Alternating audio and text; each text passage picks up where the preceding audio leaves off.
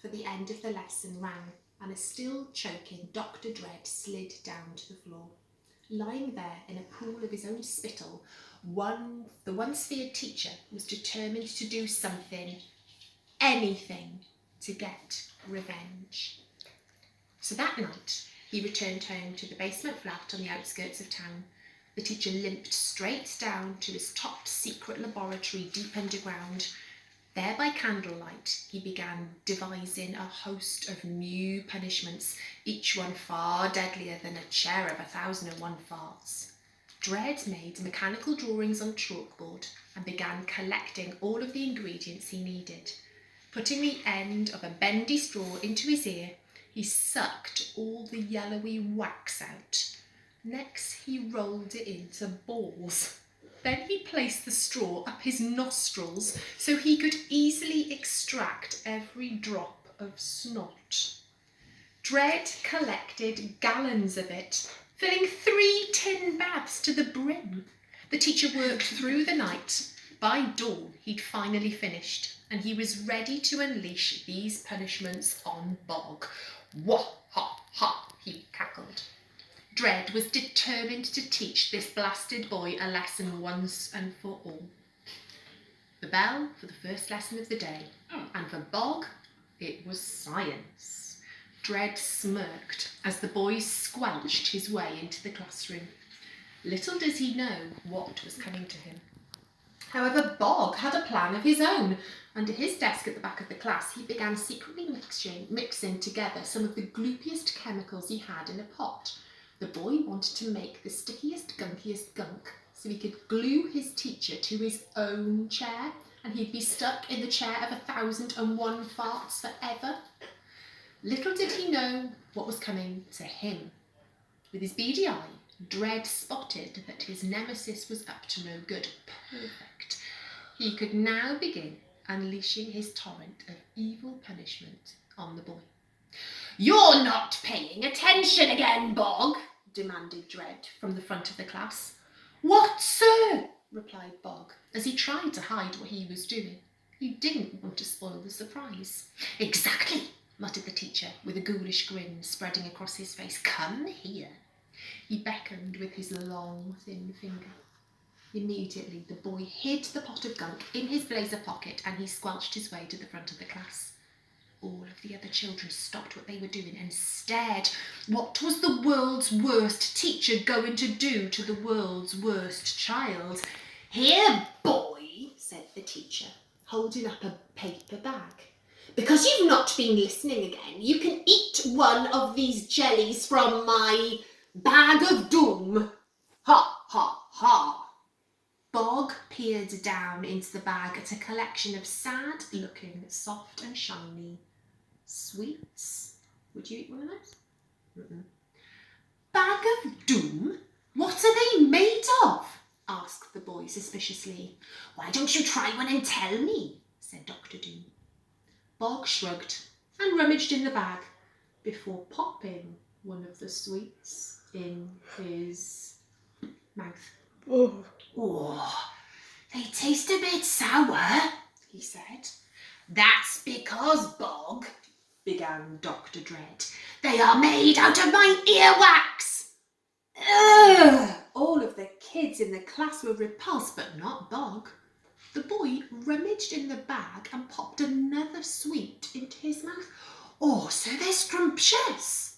And then he helped himself to a handful and he sneaked them into his trouser pocket. "Oh, I'm going to have those later as a snack, I am." The teacher thumped the desk in frustration. Still, Dread had plenty more punishments planned. "No matter, boy," he growled. "Go and stand in the corner." Bog did what he was told. "I do hope it doesn't snow," announced the teacher. "Snow? Inside, sir?"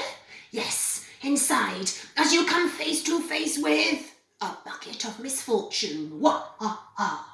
The man pulled the cord on the wall, which emptied a rusty old bucket concealed overhead. A blizzard swirled around from above, and in no time the boy was completely covered in head to toe with flecks of white. He looked like an abominable snowman. "Oh, I love snow, sir," exclaimed Bog. He stuck out his tongue to sound sample some. Doesn't taste like snow though, sir. That's because it is my own dandruff. Yuck, said all the kids in the class. Oh, good, said Bog. I need some spare dandruff. I'd run out. And with that, Bog began picking up handfuls of the stuff and pouring it all over his own head and his own shoulders. Oh, fantastic, thank you, sir. The teacher stamped his foot in frustration. Stomp, stomp, stomp. If the bag of doom and the bucket of misfortune have not brought you to your knees, then this certainly will. It is the hose of horror. Wha ha ha. And with that, Dread lifted up a hose that was connected to a huge cylinder concealed behind his desk. The teacher turned the nozzle, and a snot torrent of slime slurped straight at Bog. In seconds, the boy was covered from head to toe in green and brown and yellow sludge. It was mainly snot, but goodness knows what else the bad doctor had added to the mix. All of the kids screamed and leapt up from their desks in disgust. Ah! The slime was soaking them too, and what's more, it stank. Oh, thank you, sir, called out Bog, enjoying the opportunity to become even filthier. Oh, I haven't had a shower in a long, long time. Bog began rubbing his arms as if he was washing. I imagine never, exclaimed the teacher. Actually, I'm going to make it a bath for you. Dread spun the nozzle and the gunge splurted out at an alarming rate. As all the other boys and girls rushed to the door to escape the gunge that was filling the science room. Get out! Help! I think we need to call Ofsted. Now Dread and his arch enemy Bog were the only ones that were left inside. Oh, I nearly forgot, began Bog with a grin on his face.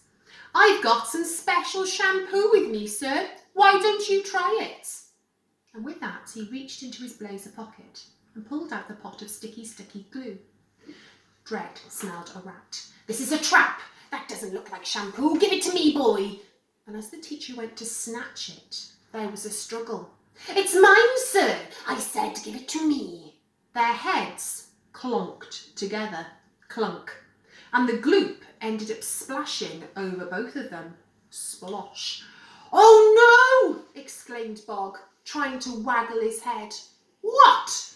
I think we're stuck together. Their heads had clunked together, but now they wouldn't unclonk. It's not shampoo, sir. I guessed that. It's the world's most super-duper whooper glue. I highly doubt that an ignoramus like you would be capable of inventing such a thing, declared Dread. Using all his might, the teacher tried to free himself, but it was no use. The bell rang for the end of the lesson. Bog! Barked the teacher. Yes, sir, replied Bog. Stay behind. I don't think I've got much choice, do I, sir?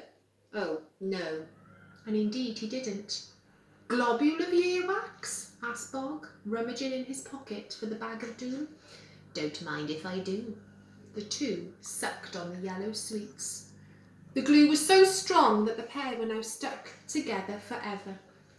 So whenever one of them was trying to eat at the lunch dining hall, play football in the playground, dig for worms, conduct an experiment, drag a younger boy through a hedge, go to detention, write a chemical formula, play the back of the pantomime horse in the school Christmas show, run for the bus home, or of course release a bubble bomb, they had to do it together.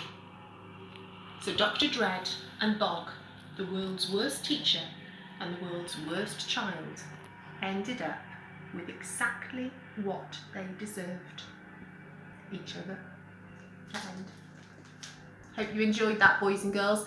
I hope David Walliams doesn't write the world's worst teachers version 2 and pop anyone in there that you might know. Well, for now, I think you epically failed the world's worst challenge, or should I say the try not to laugh challenge. We had a few in there, and I don't blame him. It was rather a disgusting story. But we shall see you next week.